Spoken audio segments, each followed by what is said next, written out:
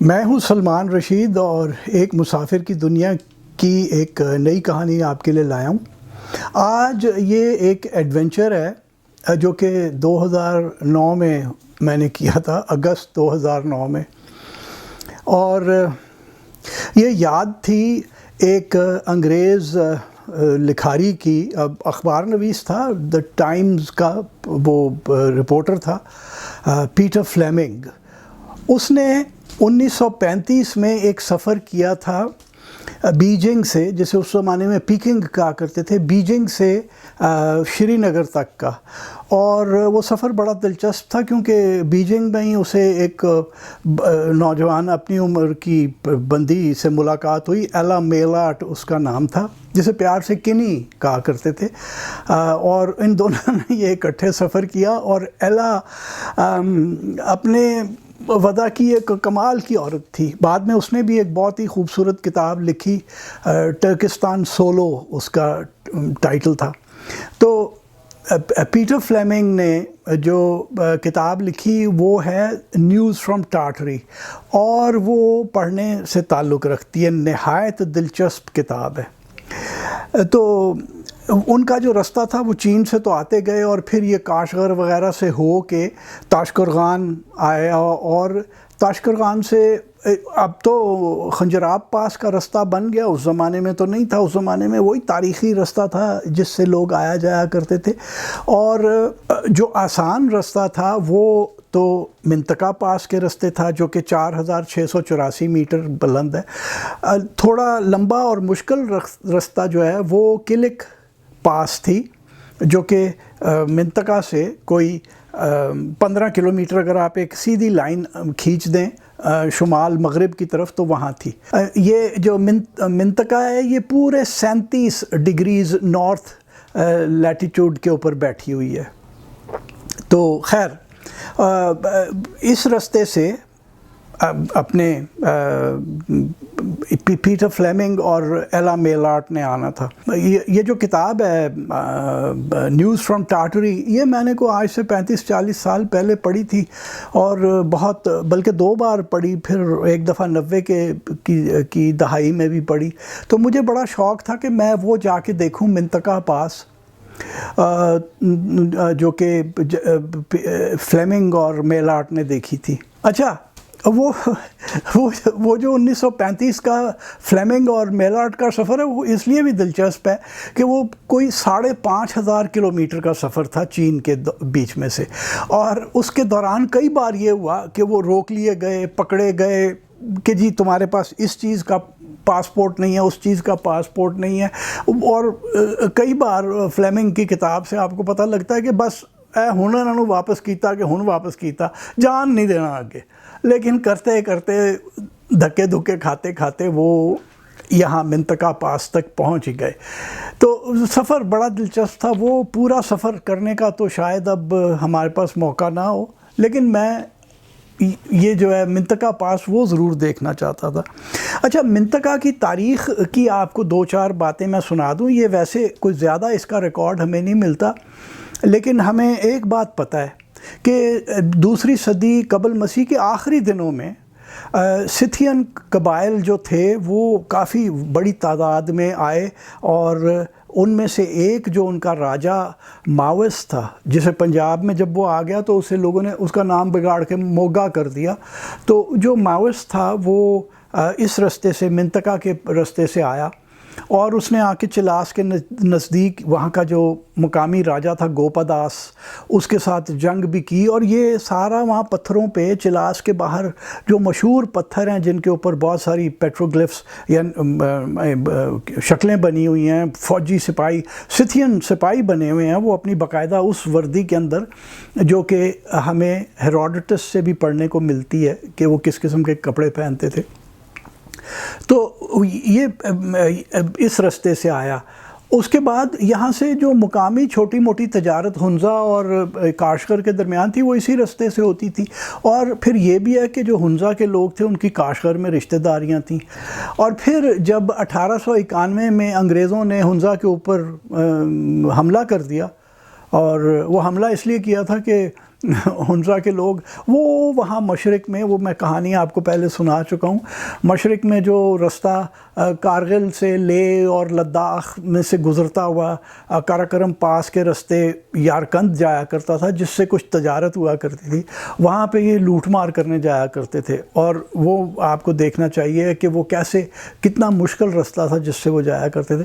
تو انگریزوں نے کو چونکہ نقصان ہو رہا تھا، انگریز تجارت کر رہے تھے، انگریزوں نے امیر صفدر علی جو کہ ہنزا کا راجہ تھا اس کو کہا کہ بھائی نا ناک راؤ، اس نے کہا چلو چلو نکلو ادھر سے، وہ ڈانٹ ڈپٹ کے انہیں نکال دیا۔ تو وہ انگریز سالے بہت ہی وہ تھے، انہوں نے پھر حملہ کر دیا 1891 کے اندر، اور میر صفدر علی، ہنزا کے لوگ بڑی دلیری سے لڑے۔ آپ انگریزوں کی جو کتاب ہے where three empires meet, Knight, EF Knight کی لکھی ہوئی کتاب ہے، وہ بھی اخبارچی تھا، تو وہ کتاب آپ پڑھیں آپ کو پتہ چلتا ہے کہ ہنزا کے لوگ ایسے ہی واک اوور نہیں دیا، انہوں نے بڑی کس کے انگریزوں کی وہ مزاحمت کی، لیکن چھوٹی فوج تھی بیچارے، اور بندوقیں ان کے پاس پرانے زمانے کی تھیں، انگریزوں کے پاس جدید اسلحہ تھا، تو وہ شکست ہو گئی اور بیچارے میر صفدر علی کو بھاگنا پڑا۔ تو میر صفدر علی اپنے بیویوں اور بچوں کو لے کے جو بھاگا، تو وہ اسی رستے اوپر گیا جو خنجراب کی طرف جاتا ہے، لیکن پھر ایک جگہ سے خدا آباد ایک آبادی آتی ہے، وہاں سے وہ الٹے ہاتھ کو ہو گیا اور مسگر سے ہوتا ہوا منطقہ پاس سے نکل کے گیا۔ تو ہمیں یہ دو واقعات تاریخ سے ملتے ہیں ان کے آنے کے، باقی اس کا کوئی ذکر نہیں ہے۔ تو فلیمنگ اور میلاٹ 1935 میں آ رہے تھے، تو مجھے بھی بڑا شوق تھا کہ میں بھی جا کے دیکھوں کہ وہ ان لوگوں نے کیا دیکھا۔ اچھا 2009 جیسا کہ میں نے کہا یہ سال تھا، ہوا یہ میری قسمت اچھی تھی کہ میرا مرحوم دوست بہت ہی پیارا آدمی تھا جنرل خالد شمیم معین، وہ میں کوئٹہ میں تھا اس کے پاس، وہ اس کور کمانڈر تھا، تو ایسی شام کو ہم بیٹھے ہوئے تھے، گپ لگ رہی تھی، تو کہنے لگا تو کیا کر رہا ہے، مارچ کا دن تھے تو گرمیوں میں تو کیا کر رہا ہے، تو میں نے کہا یار وہ میں نے وہ دیکھنے جانی ہے۔ کہنے لگا تجھے کوئی ہے تیری ادھر وہ تیری واقفیت وغیرہ؟ میں نے کہا نہیں، تو بتا کیا کروں۔ فون اٹھایا اور کچھ فون کیا، اور جو صاحب آگے سے بولے انہیں کہتا ہے یار بات سن، تو نے سلمان رشید کا نام سنا ہے؟ کہ ہاں ہاں وہی۔ میں سمجھ گیا کہ وہ جو صاحب جنہیں کہا جا رہا ہے نا، وہ کہہ رہے ہیں وہ جو ٹریول رائٹر ہے، کہتے ہاں ہاں وہی، اچھا بس یہ تیرے پاس آ رہا ہے، تو نے ذرا دیکھ لینا ہے اس کا۔ تو میں اور مجھے کہا کہ commander force commander northern areas general Muzammil Hussain ہیں، تو ان کے پاس چلا جا۔ تو میں گلگت جب پہنچا تو میں سیدھا جا کے جنرل مزمل کو ملا، ان کو سلام مارا، اور میں حیران ہو گیا کہ جنرل مزمل ایک کتابیں پڑھنے والا جرنیل، جو کہ شاید اب اتنے نہیں ہیں، پہلے زمانے میں ہوا کرتے تھے، لیکن جنرل مزمل کتابیں بھی پڑھتے تھے، ہیں بلکہ ابھی تک، اور ایک ان کا جو فن ہے وہ یہ کہ وہ کی بورڈ بڑا اچھا بجاتے ہیں۔ تو مزمل نے مجھے کہا کہ ٹھیک ہے آپ پہنچیں، کوئی مسئلہ نہیں ہے، اور وہاں ہم کہلوا دیتے ہیں۔ تو میں مسگر پہنچ گیا۔ اچھا مسگر کی آپ کو میں ایک بات بتاتا چلوں کہ جب انگریزوں نے امیر صفدر علی کو یہاں سے نکال دیا اور ان کے ایک رشتہ دار کو ہی پھر ہنزا کا بادشاہ بنایا نا، تو انہوں نے ایک ڈاک خانہ کھولا۔ تو ہمارا جو گلگت بلتستان ہے، جسے پہلے زمانے میں ہم ناردرن ایریاز کہتے تھے، گلگت بلتستان میں جو سب سے قدیم ڈاک خانہ ہے وہ یہ ہے جس کی آپ تصویر دیکھ رہے ہیں۔ یہ ڈاک خانہ 1892 میں یا 93 میں کھلا وہاں پہ۔ اچھا یہ سب سے قدیم تھا، اور یہاں سے ڈاک جایا کرتی تھی، اور اس سے آگے جو تھا رستہ، وہ آگے چل کے میں آپ کو دکھاتا ہوں کہ انگریزوں نے باقاعدہ، ویسے تو رستہ انسانوں کے گزرنے کی وجہ سے خود بخود ہی بن جاتا ہے، تو یہ جب یہ ڈاک یہاں سے آنا جانا شروع ہو گئی اور انگریزوں کی آمد و رفت شروع ہو گئی، کاشغر میں انہوں نے اپنی ایمبیسی کھول لی تھی، کیونکہ وہ تجارت کا تھا اور وہ اپنا انٹرسٹس کو وہاں پہ سیف گارڈ کرنا تھا، تو وہ اسی رستے سے جایا آیا کرتے تھے۔ تو یہ مسگر ہے کا ڈاک خانہ ہے. مسگر کی دور سے لی ہوئی ایک تصویر یہ ہے. خوبصورت گاؤں ہے, ندی کے کنارے پہ ہے, جسے اوپر سے آتی ہے تو کلک جلغا کہتے ہیں. ترکی زبان کا لفظ ہے جلغا, جس کا مطلب ہے ندی. یہ اچھا, یہاں مجھے کہا گیا تھا, جنرل مزمل نے ارینج کر دیا تھا کہ میں سیدھا نمبردار کے پاس جاؤں. نمبردار کا نام عطا اللہ خان, بہت پیارے آدمی ہیں, اور انہوں نے مجھے رات کو رکھا اور مجھے کہنے لگے کہ جی اچھا آپ نے آگے جانا ہے تو آپ سامان وغیرہ. میں نے کہا اگر گدھا ہو جائے تو بڑا اچھا ہے جی. تو کہنے لگے گدھے تو سارے ہمارے اوپر گئے ہوئے ہیں, تو یہ میرا بھتیجا ہے عرفان اللہ, یہ آپ کا پورٹر کے طور پہ آپ کے ساتھ چلے گا. تو میں نے کہا جی اچھا, مہربانی ہے ان کی. اور ان کا عطا اللہ کا جو بیٹا تھا امان اللہ, یہ دونوں ایسے 19 سال کے تھے. وہ کہنے لگا میں بھی چلتا ہوں, میں فارغ ہوں آج کل, پتہ نہیں کام سے چھٹی سے آیا ہوا تھا کہیں سے, کہنے لگا میں بھی چلتا ہوں. تو خیر وہ صبح جب ہم اٹھے تو کیا تیاری کر لی, وزن بانٹ لیے, میں نے بھی کچھ لے لیا اپنا, اور 2 وزن اور بنا لیے. جو چھوٹا سا ایک تمبو تھا, سلیپنگ بیگ تھا, 2-3 دن کی خوراک تھی بس.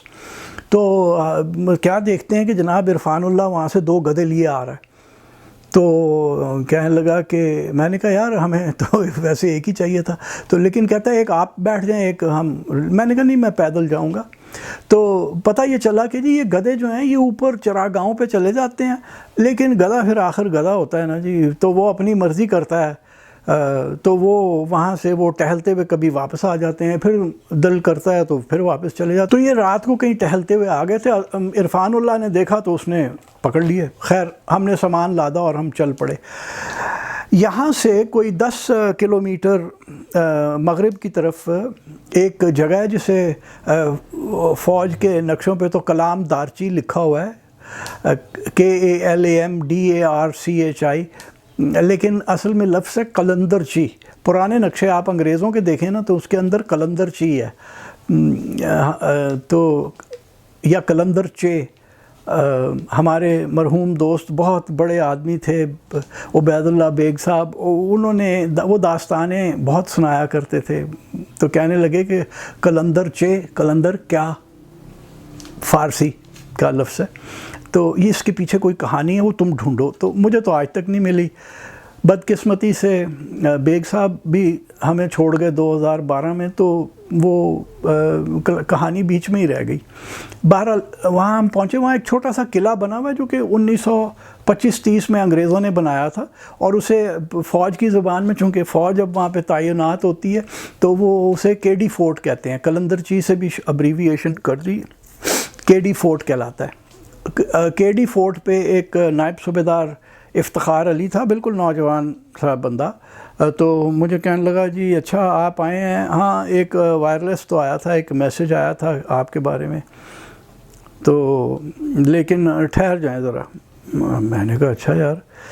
تو کہیں اس نے چلا گیا پیچھے, کہیں اوپر چڑھ کے ایک میرا خیال ہے وائرلیس یہ سیٹلائٹ فون تھا اس کے پاس, وہ کیا, پھر آ کے کہتا ہے چلے جی ٹھیک ہے آپ جا سکتے ہیں آگے.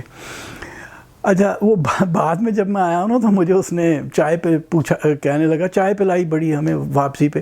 تو کہتا ہے کہ وہ دراصل آپ کے آنے سے ایک رات, میسیج تو آپ کا 2 دن پہلے پہنچ گیا تھا, لیکن آپ کے آنے سے ایک رات پہلے مجھے ایک لوکل جو ہمارے وہ اسٹرنگرز نہیں ہوتے ہیں, یہ ISI کا آدمی تھا, تو کہتا ہے وہ جو ہمارے لوکل اسٹرنگرز ہوتے ہیں, اس نے کہا کہ ایک دہشت گرد آ رہا ہے, اکیلا آ رہا ہے, ذرا دھیان کر لو. تو کہتا ہے وہ میں نے دیکھا تو میں نے کہا شاید آپ ہی ہوں گے. پھر میں نے کہا بڈھا کتوں دہشت گرد ہو سکتا ہے. تو یہ افتخار علی ویسے ملتان کا رہنے والا تھا, بعد میں 1-2 سال بعد میں اسکردو میں تھا تو وہاں اس کی ٹرانسفر ہو چکی ہوئی تھی, تب وہاں ملاقات ہوئی. بہرحال اس نے ہمیں اجازت دے دی, ہم چل پڑے. اور گدھا ہمارے ساتھ تھا تو وزن بھی کوئی نہیں تھا, کیمرہ ہی اٹھایا ہوا تھا, کوئی 9 کلو کا اس وقت میرا کیمرہ بیگ ہوتا تھا. اس سے جب آپ آگے بڑھتے ہیں تو بڑے بڑے خوبصورت سے میدان آتے ہیں, اور پھر ایک جگہ چشمہ ہے تازے پانی کا جسے وہ ارباب بل کہتے ہیں. ارباب کوئی ہوگا اس کے نام پہ بل. ترکی میں چشمے کو بلاق کہتے ہیں. تو اور چونکہ جو یہاں کی زبان ہے وہ وخی ہے، جو کہ قدیم فارسی سے نکلی ہوئی ہے، تو وخی میں اور کچھ لفظ اس میں ترکی کے بھی ہیں، کیونکہ کرغز لوگوں کا بھی یہاں پہ بہت عمل دخل رہا ہے پہلے زمانوں میں، اور کرغزوں کی جو زبان ہے وہ تو ترکی سے زیادہ قریب ہے، تو وہ بلاک سے بگڑ کے چھوٹا ہو کے بل بن گیا۔ تو کیونکہ انہوں نے مجھے بتایا عرفان اور امان نے کہ بل کا مطلب ہے چشمہ، میں فوراً بھانپ گیا کہ وہ بلاک سے ہی نکلا ہوگا۔ یہاں پہ یہ دیکھیے آپ دونوں نوجوان بیٹھے ہوئے ہیں اور ہم نے یہاں بیٹھ کے چائے پی۔ اس سفر کی معذرت کے ساتھ تصویروں کی میں 2 بار معذرت کروں گا، یہ دراصل میں نے ٹرائی پوڈ پہ لگا کے نہیں لی ہوئی، تو اتنی کوئی شارپ تصویریں نہیں ہیں، کلیئر تصویریں نہیں ہیں، تھوڑا سا فرق رہ گیا۔ بہرحال یہاں سے جیسے ہی آپ نکلتے ہیں تو ایک پل ہے اور آپ ندی کے سیدھے ہاتھ دائیں کنارے پہ پڑ جاتے ہیں، اور پھر وہ آپ کو سیدھی اوپر تک لے جاتی ہے۔ تھوڑا سا ہم آگے بڑھے تو کیا دیکھتے ہیں کہ وہ جو رستہ جو انگریزوں نے بنوایا تھا، یہ آپ دیکھ رہے ہیں کہ یہ 2 گیٹ پوسٹ جیسے ہوتے ہیں، 2 برجیاں ہیں سائیڈ کے اوپر، اور پھر یہ پتھر رستہ جا رہا ہے جس کے دونوں سائیڈوں پہ پتھر لگے ہوئے ہیں۔ اور یہ دوسری تصویر میں بھی آپ دیکھ لیجئے کہ باقاعدہ رستہ بنایا گیا ہے، اور یہ پہلے زمانوں میں تو شاید نہیں ہوگا، وہ تو صرف پگڈنڈی سی نظر آتی ہے وہ، لیکن پھر جب یہ ڈاک واک آنی شروع ہوئی اور زیادہ یہاں سے انگریزوں کی آمد و رفت ہوئی، تو پھر یہ پکا کر دیا گیا اس طرح سے کہ وہ یہ پتھر سائٹوں پہ لگ گئے۔ خیر ہم یہاں سے چلے آگے، اور بڑی خوبصورت جو علاقہ تھا وہ بہت ہی خوبصورت تھا۔ اس میں چراگاہیں تھیں، کیونکہ وہ ندی جب گرمیوں میں برفیں پگھلتی ہیں اوپر کی تو وہ ندی کا پانی پھیل جاتا ہے اور اتنی وہ گھاس ہی گھاس بن جاتی ہے، اور پھر جگہوں کے نام بڑے خوبصورت ہیں، رون ہل، پورٹ ہل، لپ جنگل، بلکہ لپ جنگل پہلے آتی ہے، پھر پورٹ ہل آتی ہے، اور پھر مورکشی۔ میں نے ان میں سے کسی کا بھی نام کا مطلب نہیں پوچھا، وہ میں آپ کو ابھی بتاتا ہوں کہ کیوں نہیں پوچھا، اور نہ ہی میں تصویریں کھینچنے کے قابل تھا، کیونکہ جب ہم پہنچے لپ جنگل، جو کہ قلندرچی قلعے سے کوئی میرا خیال ہے 2-2.5 گھنٹے کی پیدل مسافت تھی، تو میں نے بوٹ اتار کے دیکھا تو میرے دونوں پاؤں پہ ایڑی سے ذرا اوپر اندر والی سائیڈ پہ اس سائز کے 2 چھالے پڑے، ایک چھالا پڑا ہوا تھا دونوں سائیڈوں پہ، اور وہ کافی تکلیف دے رہا تھا۔ تو یہ عرفان اللہ اور امان اللہ مجھے کہتے ہیں یہ کیا آپ چل سکتے ہیں؟ میں نے کہا یار ٹھیک ہے، کئی بار پڑے ہیں چھالے، لیکن چل لیں گے، کچھ نہیں، کوئی نہیں۔ خیر جب ہم آگے پورٹ ہل پہنچے، بلکہ جب شام کو مورکشی پہنچے، تو یہ میں آپ کو جو تصویر دکھا رہا ہوں یہ دور سے مورکشی کی لی ہوئی ہے۔ وہ جو بالکل پہاڑ جو ہے وہ کئی چوٹیوں والا جو پتھریلا پہاڑ ہے، اس کے جو بالکل نیچے ایک چراگاہ گھاس ہے، وہ مورکشی کا پہاڑ ہے، مورکشی کا میدان ہے، چراگاہ ہے۔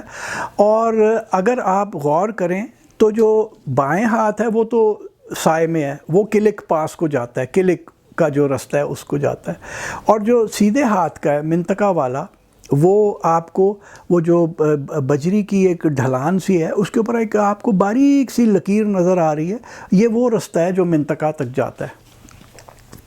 خیر یہاں ہم پہنچے، میں نے اپنے جوتے اتار کے جرابیں اتاریں جب، تو یہ دونوں نوجوان امان اللہ اور عرفان اللہ دیکھ رہے تھے، دونوں نے زور کی سیٹی بجائی کہ یہ تو آپ چل سکتے ہیں۔ میں نے کہا یار مشکل لگ رہا ہے، کیونکہ اب وہ زخم بن چکے تھے، خون رس رہا تھا ان میں سے، اور جراب بھی ان کے ساتھ چپک جاتی تھی، وہ جب جراب بھی اتاری تو وہ بھی ذرا وہ تھی۔ تو یہ بوٹ میں نے جو ہیں یہ 3 سال بعد پہنے تھے، چھوٹے چھوٹے ٹریکس کیے تھے، ایسے 1-2 گھنٹے کی واک، اس میں تو سمجھ نہیں آئی، یہ ذرا لمبا چلنا پڑا اور تھوڑا سا وزن بھی اٹھایا ہوا تھا، تو بوٹوں نے ستیہ ناش کر دیا۔ تو میں نے کہا یار بہت مشکل ہے، اور میں نے اپنا جو اخبار میں آرٹیکل لکھا تھا اس میں کچھ اس قسم کے میرے لفظ تھے کہ اگر رات کو انسانی روح کمزوری کی طرف مائل ہو جاتی ہے اور بندہ شکست کی طرف کو چلتا ہے، تو صبح جب ہوتی ہے تو روح میں ایک نئی جان آ جاتی ہے۔ خیر میں نے کہا یار صبح نہیں جا سکوں گا، میں نہیں جا سکتا، اور گدھے کے اوپر سامان بھی اور میں دونوں چیزیں تو ہم بیٹھ نہیں سکتے تھے، تو میں نے کہا کہ واپس ہی جائیں گے۔ خیر صبح اٹھا میں تو کہنے لگے، دونوں جوانوں نے کہا کہ ہاں جی، میں نے کہا نہیں چلتے ہیں یار، دیکھتے ہیں چل لیں گے۔ تو چل پڑے، اور انہوں نے دونوں نے مجھے کہا کہ جی آپ نے سیدھے جانا ہے، ایک پل آئے گا، پل آپ نے پار کر کے بس وہ جو رستہ دکھ رہا ہے نا اس پہ آپ نے ہو جانا ہے۔ لیکن وہ میں بیوقوفوں کے طور پہ نا، وہ جیسے کئی بار ہم غلطیاں کرتے ہیں کہ میرا دھیان کہیں اور تھا، وہ رستہ چھوڑ دیا اور میں نیچے رہ گیا۔ پھر انہوں نے مجھے اوپر سے آواز دی کہ او پائے نا ادھر آئیں، آپ کدھر جنگل میں گھوم رہے ہیں؟ ادھر بڑے خوبصورت درخت تھے گلاب کے اور ولو کے، تو میں ادھر گم ہو گیا تھا۔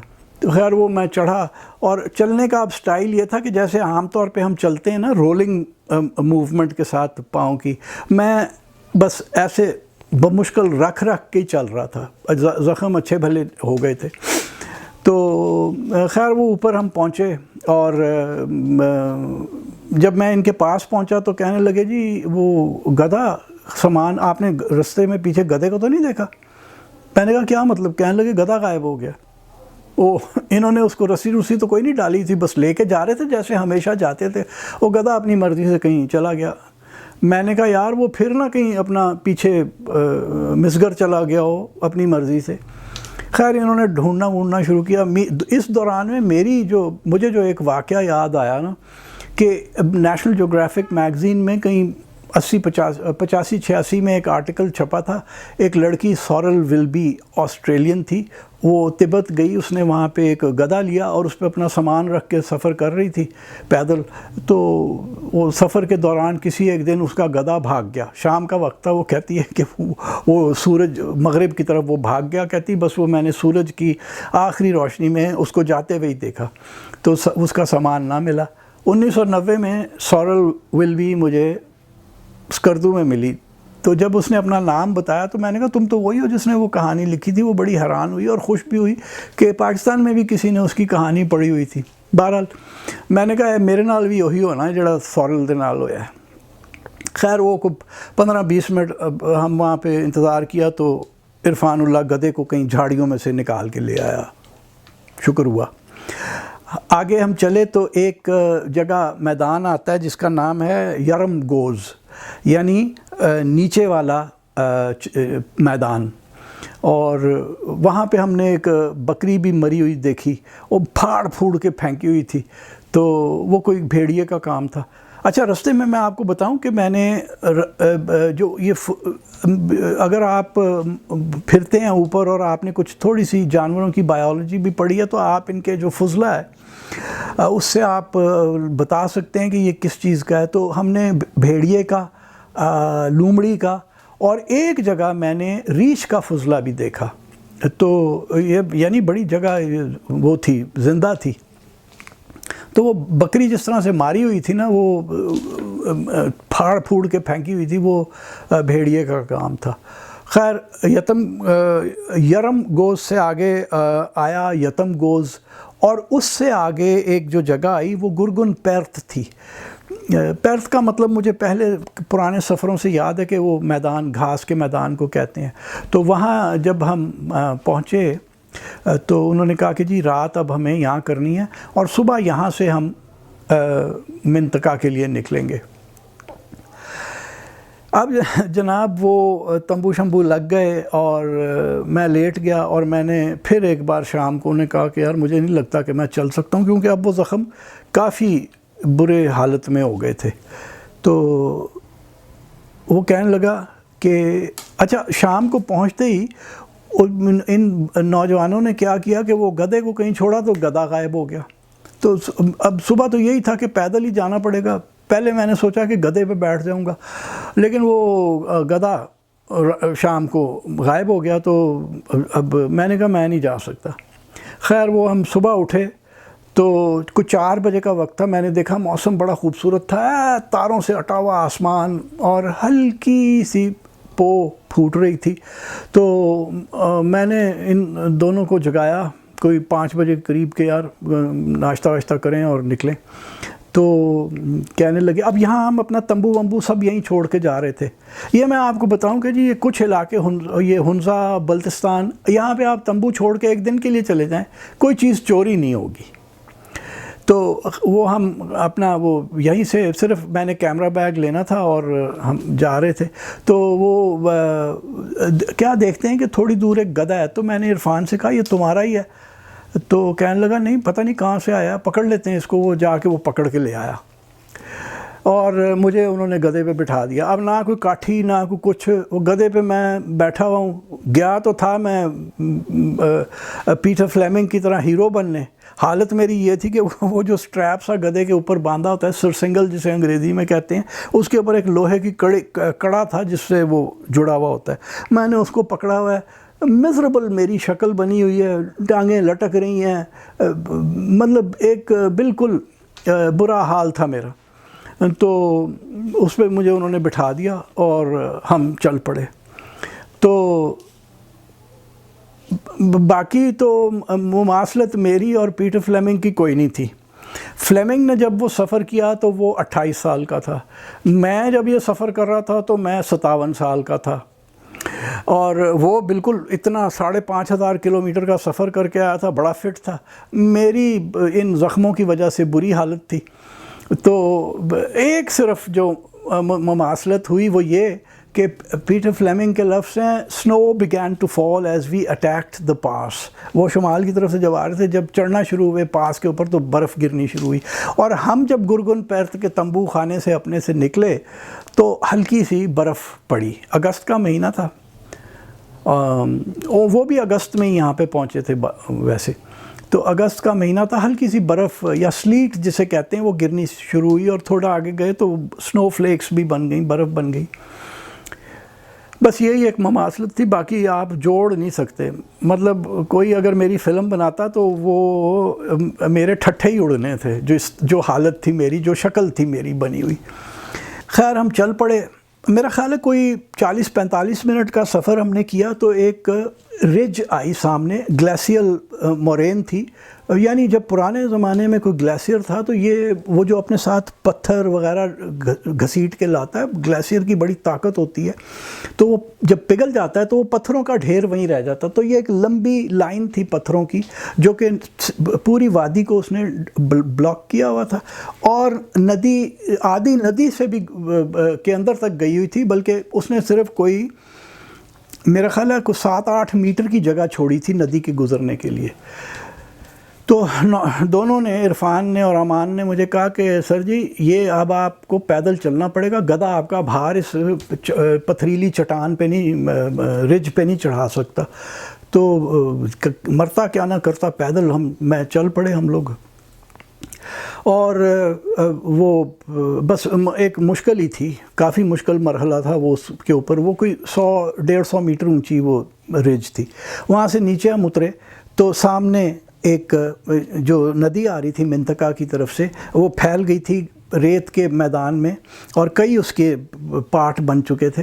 اور بڑا خوبصورت, چونکہ صبح کا وقت تھا تو یہ آپ دیکھ لیں کیا سین تھا. تو نوجوان مجھے کہنے لگے کہ جی اس جگہ کا نام ہے گل کھوجا. اور گل کھوجا میں کچھ 2-4 مکان بھی بنے ہوئے ہیں جہاں پہ کہ جب یہ اپنے ریوڑ لے کے اوپر آتے ہیں شروع میں جون کے دنوں میں, تو کوئی 1.5-2 مہینہ یہاں لے کے اپنے جانوروں کو گھاس کھلاتے ہیں. لیکن پھر جولائی کے آخر تک یہ صاف ہونا شروع ہوتا ہے اور اگست میں یہ لوگ پھر واپس چلے جاتے ہیں. تو یہ مکان ان کے ایسے ہی رہ جاتے ہیں. نہ میں نے مکانوں کی تصویر اتاری, نہ میں نے رون ہل, پورٹ ہل, لپ جنگل کی تصویریں اتاری, کیونکہ میں اتنا مزربل تھا کہ تصویر اتارنے کا کیا خیال رہنا تھا. وہ خوبصورت سے خوبصورت جگہ بھی جو ہے نا, بس اس کو دیکھ رہا تھا صرف, اور میرے ذہن میں وہ آج تک نقش ہیں. تو خیر یہاں پہ بھی نہیں. تو یہ جو جگہ ہے گل کھوجا, اس کے بارے میں اپنے فلیمنگ نے بڑی کمال بات لکھی. اس نے کہا یہ اتنی مزربل اور بلیک جگہ ہے, یہ بالکل ایسے ہے کہ جیسے ہمارے یعنی مغربی یا شمالی علاقوں کے رہنے والے لوگوں کی روایتوں کے اندر جو جہنم ہے وہ ایک نہایت ٹھنڈی جگہ ہوگی، اور کہتا ہے کہ یہ بالکل وہ جو جہنم ہے یورپی لوگوں کی یہ وہ تھی، اس میں کوئی چیئرلیس جگہ تھی بالکل۔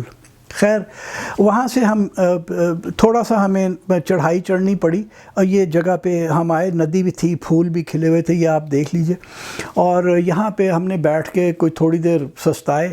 انہوں نے مجھے کہا جی بس اب یہ گدھا بھی ہمیں یہاں چھوڑنا پڑے گا، میں اللہ بھی مارے گئے، اور ایک شمال کی طرف انہوں نے ایک رج کے اوپر اشارہ کیا کہ جی اب ہم نے ادھر جانا ہے۔ خیر اتنا دور آ گیا تھا، میں نے کہا پھر اس سے آگے کتنا ہے؟ کہتا ہے اس سے آگے ہے تھوڑا سا، یہ نہیں انہوں نے مجھے بتایا کہ کتنا ہے۔ خیر ہم چل پڑے، ایک جگہ پہ وہ چٹانیں تھیں، ان کے نیچے سے پانی گزر رہا تھا، وہ آپ پیر رکھتے تھے تو وہ کبھی ادھر ہو جاتی تھی کبھی ادھر ہو جاتی تھی، زخم نہ ہو تو وہ بڑی ٹھیک جگہ تھی، لیکن وہ میرے لیے تو وہ بھی ایک عذاب تھا۔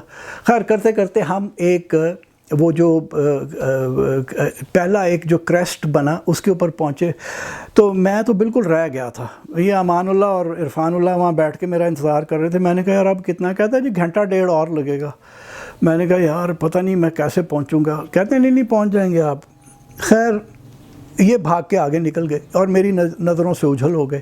میں تھوڑا سا اور آگے گیا تو کیا دیکھتا ہوں کہ وہاں دونوں کھڑے ہیں، اور وہاں یہ جو برجی ہے یہ جو کہ منطقہ پاس کی نشانی ہے، اور منطقہ میں آپ کو بتا دوں کہ یہ جو عظیم ایشیائی پن دھارا ہے جسے گریٹ ایشیاٹک واٹر شیڈ کہتے ہیں، یہ عین اس کے اوپر ہے، یعنی اس سے جو ندی آ رہی ہے، جو پانی کے اوپر سے ہم ہو کے آئے ہیں، وہ تو سیدھا باقی دریاؤں سے ملتا ہوا آخر کار سندھو دریا میں مل جائے گا اور بحر ہند میں جائے گا، اور اس کے جو شمال میں جتنی جو پانی پگھلیں گے، جو برفیں پگھلیں گی، ان کے پانی سیدھے سینٹرل ایشیا میں جائیں گے، اور زیادہ تر تکلا مکان ریگستان کی طرف جاتے ہیں وہ پانی۔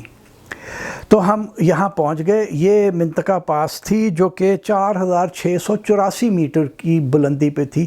اچھا آپ کو بتا دوں کہ مورکشی جو کہ جہاں ہم نے 2 راتیں پہلے رات کی تھی، وہ 3630 میٹر کی بلندی ہے، اور یہ جو منطقہ پاس ہے یہ 4684 یعنی 1000 میٹر ہم چڑھ آئے تھے۔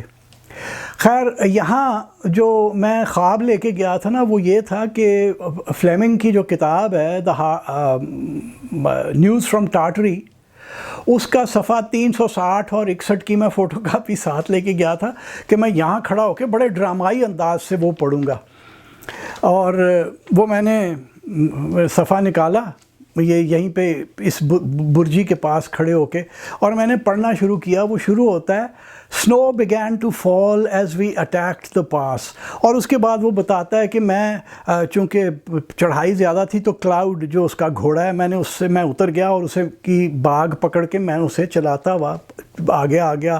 قافلے والے جو تھے ترکی وہ ہمارے گھوڑوں کے ساتھ برے سلوک انہیں مار مار کے ساتھ اوپر لے کے آ رہے تھے۔ کنی ایلا میلاٹ ذرا تھوڑی پیچھے تھی، اور وہ کہتا ہے کہ اس نے اپنی فٹنس کا ذکر کیا کہ میں بڑا فٹ محسوس کر رہا تھا، اور یہ جو چڑھائی تھی اس کو میں اس سے لطف اندوز ہو رہا تھا۔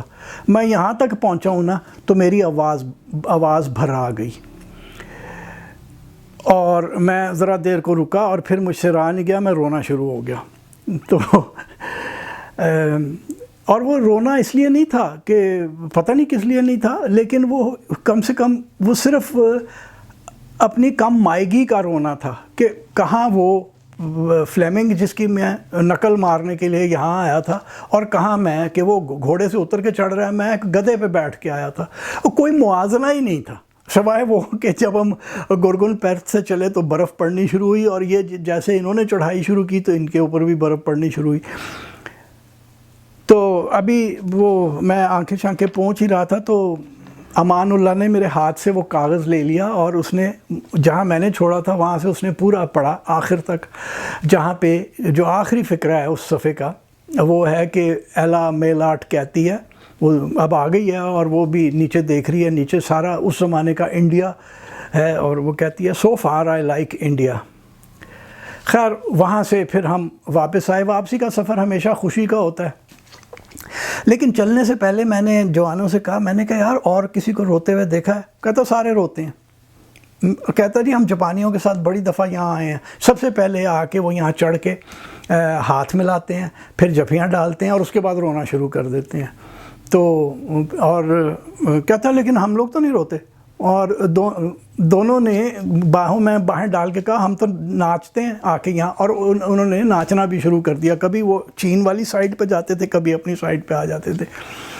تو اس طرح کے وہ خوش دل نوجوان تھے دونوں، عرفان اللہ اور امان اللہ. اور میں آپ کو بتا دوں کہ اس میں جو اس تصویر میں جو سیدھے ہاتھ پہ آپ دیکھ رہے ہیں وہ عرفان اللہ ہے، اور جو الٹے ہاتھ پہ ہے وہ امان اللہ ہے. امان اللہ نمبردار عطا اللہ کا بیٹا اور عرفان اللہ ان کا بھتیجا. خیر واپسی کے سفر ہمیشہ خوشی کے ہوتے ہیں. رات ہم نے آ کے گرگن پیرتھ میں کی. وہ گدھا وہیں بیٹھا ہوا تھا جہاں پہ ہم نے اسے چھوڑا تھا، چر رہا تھا ادھر ادھر. اس سے لے کے ہم نیچے آئے گرگن پیرتھ تک. صبح گرگن پیرتھ سے پورٹ ہل تک مجھے پیدل آنا پڑا کیونکہ وہ گدھا کہیں رات کو غائب ہو چکا تھا. تو پورٹ ہل میں ایک گدھا اور پھر رہا تھا، 2 گدھے پھر رہے تھے. جو ذرا تکڑا گدھا تھا وہ گدھی تھی. وہ عرفان اللہ نے کہا بس اس کو پکڑ لیتے ہیں، اور عرفان اللہ نے اس کو پکڑ لیا اور کہتا آپ کو تو گدھے پہ بیٹھنا ہی نہیں آتا، یہ دیکھیں میں بیٹھ کے دکھاتا ہوں. اس نے ایک ہاتھ سے وہ اس کا سٹریپ پکڑا اور گدھے پہ جو بیٹھا تو گدھے نے وہ جو ناچنا شروع کیا، دلتیاں جھاڑنی شروع کی کہ عرفان اللہ کو بیٹھنا محال تھا. خیر میں کہا بھائی جان اے تے میری موت ہی ہے. خیر اس نے کہا نہیں آپ چنتا نہ کریں. انہوں نے ایک کمبل کہیں سے لیا اور وہ کمبل اس کے اوپر باندھ کے اچھی طرح سے کاٹھی سی بنا دی میرے بیٹھنے کے لیے. اس گدھے کی جو عجیب سی بات تھی وہ یہ تھی کہ ہر جگہ رستے میں گدھے کا آمد و رفت رہتی ہے کیونکہ یہ اپنا سامان لے کے ادھر گرمیوں کی چراگاہوں تک آتے ہیں. وہ ہر گدھے کے فضلے کے اوپر کھڑی ہو کے اس کو سونگھتی تھی اور یکلخت بریک لگاتی تھی. اور ہر بار جو ہے نا میں بس ایسے کہ میں اوپر سے الٹ کے آگے گر جاؤں. اور ایک بار ہوا بھی کہ وہ جاتے جاتے اسے فضلہ نظر آیا، اس نے ایک دم بریک لگائی اور ٹربو چارج بریکس تھیں اس کی، سرو اسسٹڈ قسم کی.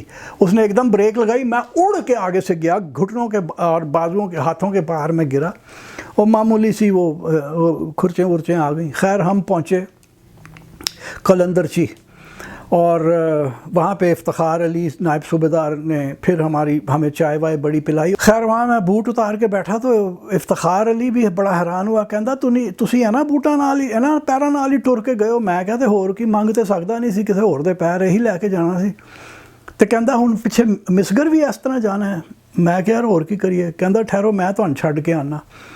تو میں نے کہا کوئی جیپ شیپ ہے؟ کہتا نہیں موٹر سائیکل. اس نے ایک 125 cc سی کا موٹر سائیکل نکالا، مجھے پیچھے بٹھایا اور وہ جو 10 کلومیٹر کا سفر تھا نا اس میں میری گھگی بندھی رہی. میں نے کہا ابھی ہم یہ موٹر سائیکل سلپ ہوا اور ہم نیچے ندی میں گئے جو کہ کوئی 100 میٹر نیچے تھی، اور اب گئے. اس نے جو پتہ نہیں لیکن وہ بڑا ہی کو ماہر تھا، اس کو کہیں ایول کنیول سے اس نے کوئی ٹریننگ لی ہوئی تھی یا کیا تھا. اس نے مجھے میرا خیال ہے کوئی 10 منٹ نہیں لگائے، مجھے مسگر پہنچا دیا عطا اللہ نمبردار کے گھر میں. تو یہ تھی داستان میری منطقہ پاس کی مس ایڈونچر ہی میں اسے کہوں گا کہ شاید اگر نہ ہوتے وہ بوٹوں کا معاملہ، چھالوں کا معاملہ نہ ہوتا تو میں زیادہ اس سے لطف اندوز ہوتا. لیکن بہرحال کر میں نے لی.